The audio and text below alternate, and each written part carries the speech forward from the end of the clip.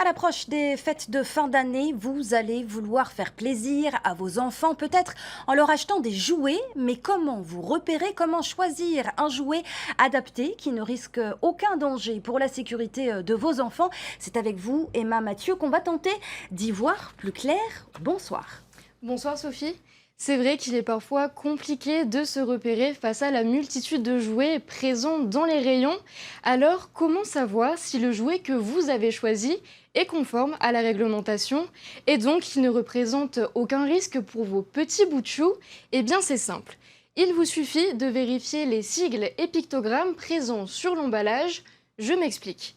Par exemple, ce pictogramme n'est pas une recommandation, mais un avertissement qui signifie que le jouet peut représenter un danger pour les enfants de moins de 3 ans. Le marquage CE ainsi que les normes ISO, NF ou EN attestent que les fabricants ou importateurs se sont engagés à respecter les exigences essentielles de sécurité. Cela signifie que les jouets ont passé toute une batterie de tests, des tests d'hygiène, d'inflammabilité, de substances chimiques ou encore de sécurité électrique. Il faut donc être attentif à ces indicateurs, mais est-ce que cela veut dire qu'on peut acheter des jouets partout sans aucun risque finalement? Eh bien non, Sophie. Et c'est justement pour cette raison qu'il est important de vérifier par vous-même les caractéristiques que j'ai précédemment évoquées, car certains commerçants mettent en vente des produits qui ne devraient pas l'être et qui peuvent donc potentiellement représenter un danger. Pour tenter de réguler ces ventes, la DGAE, donc la Direction générale des affaires économiques, effectue chaque année des contrôles inopinés dans les commerces.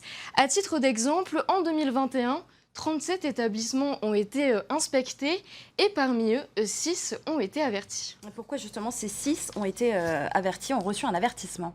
Eh bien, ils l'ont été pour 2 raisons.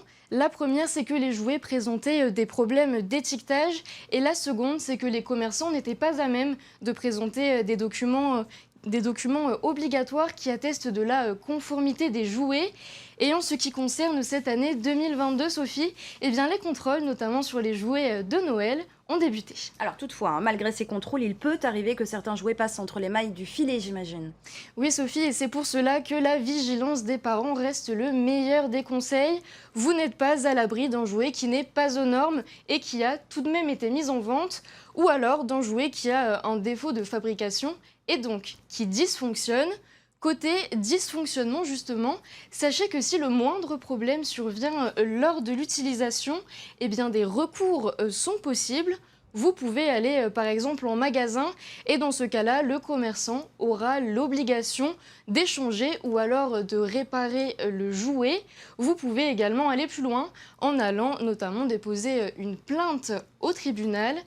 Et il est également important de souligner, Sophie, que la DGAE demande aux consommateurs de ne pas hésiter à signaler s'ils font face à tout incident en matière de sécurité des jouets. Merci beaucoup, Emma Mathieu, pour toutes ces informations. On vous revoit lundi prochain et toutes ces informations sont bien sûr à retrouver sur notre site internet tntv.pf.